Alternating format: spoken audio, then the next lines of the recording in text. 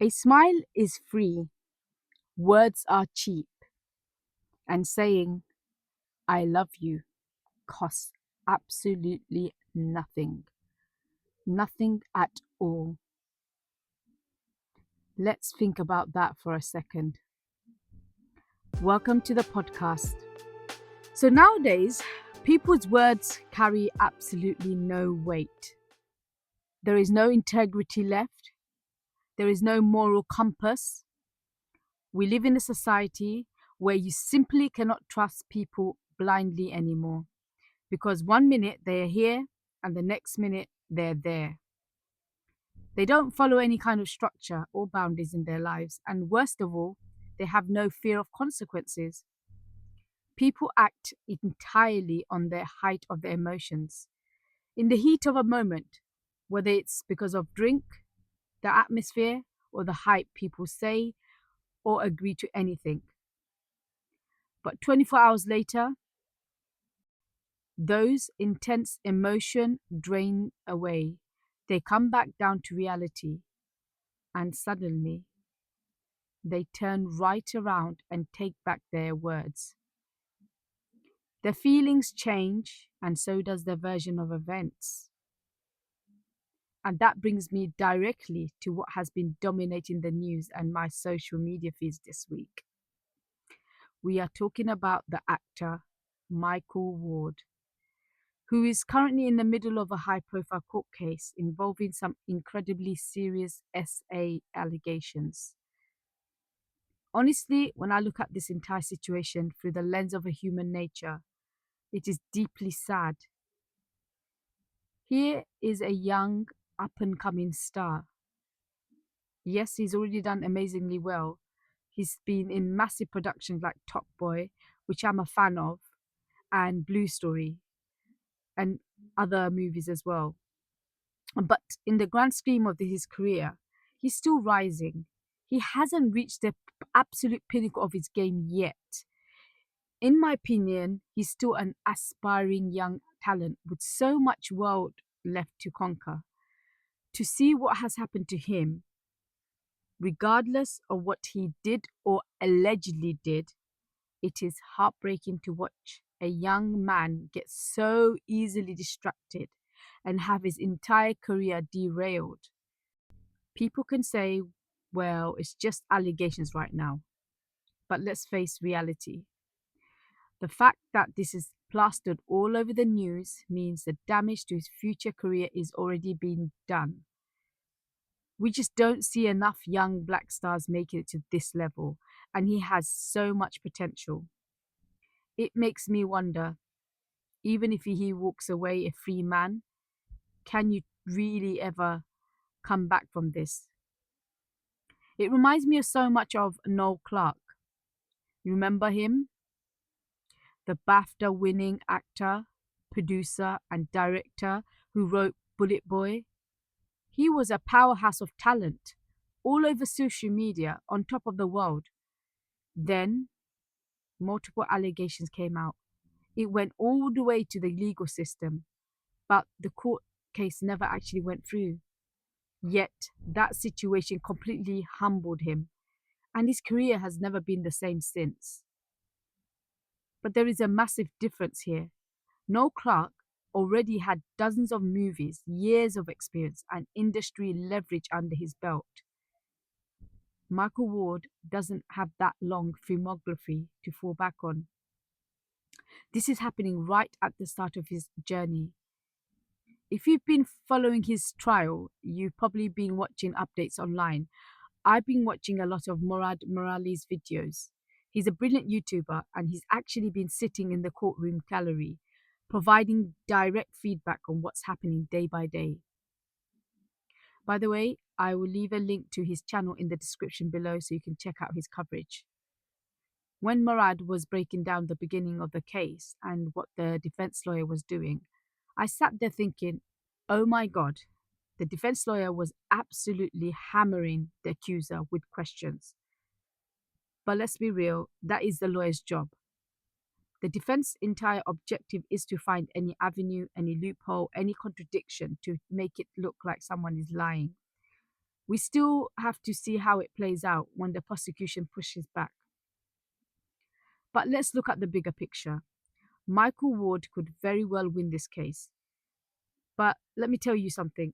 Winning a court case doesn't automatically mean someone is completely innocent. And losing doesn't always mean the legal system got it right. These legal battles are about what can be proven beyond a reasonable doubt in front of a jury. Apparently, reports are saying he looked quite relaxed outside the courtroom.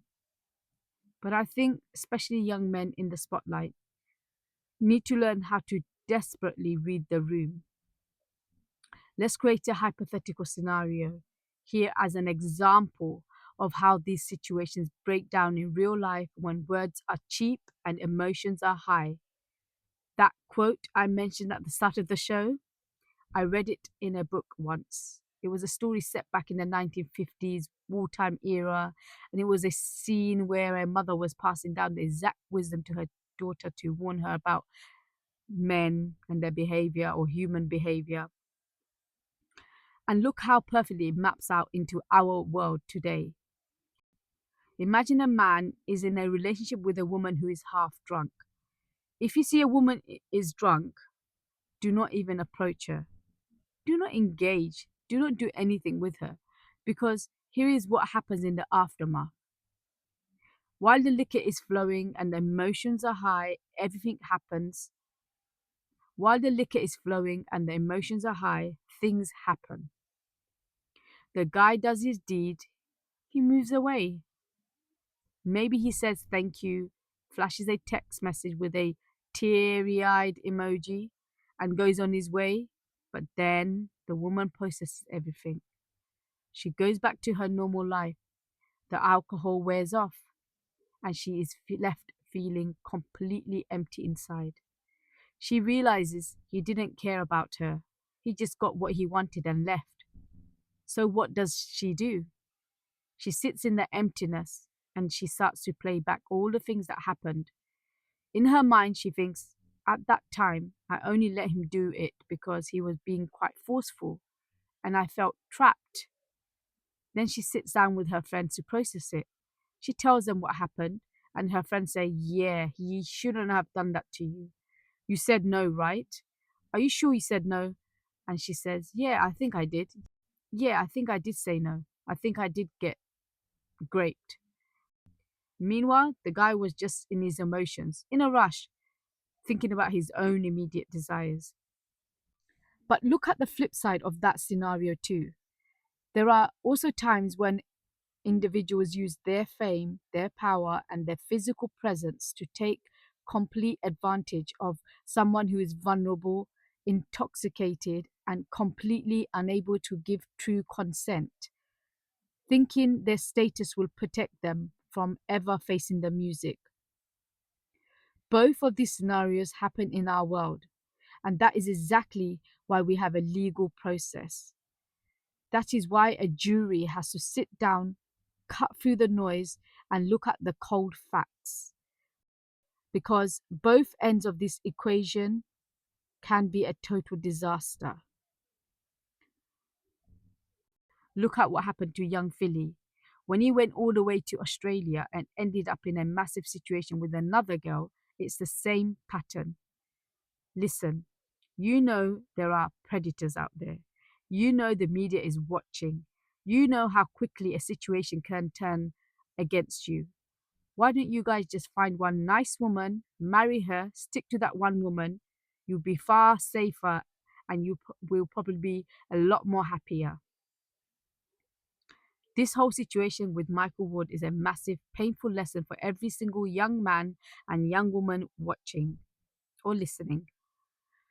To the men, protect yourselves. Stop putting yourselves in predicaments in the back of cars or behind closed doors with people you don't know or who are not in a sober state of mind. To the woman, be careful who you are going out with at night, getting half drunk around and putting your safety in their hands. You make yourself incredibly vulnerable when you lose control of your surroundings. I'm not standing here blaming any victims, and I am not defending anyone's actions. I'm saying that we live in a world that is no longer safe. And because of that, everyone has to start taking accountability and responsibility for their own steps. Be sure of your surrounding. Protect yourself from every single avenue and stop giving people the power to destroy your life. And that is truly all I have to say on it. What do you think about that 1950s quote? Do you agree that words have lost their value today? Let me know your thoughts in the comment below. And let's talk about Murad's court updates. Thank you for listening, and I will see you in the next episode.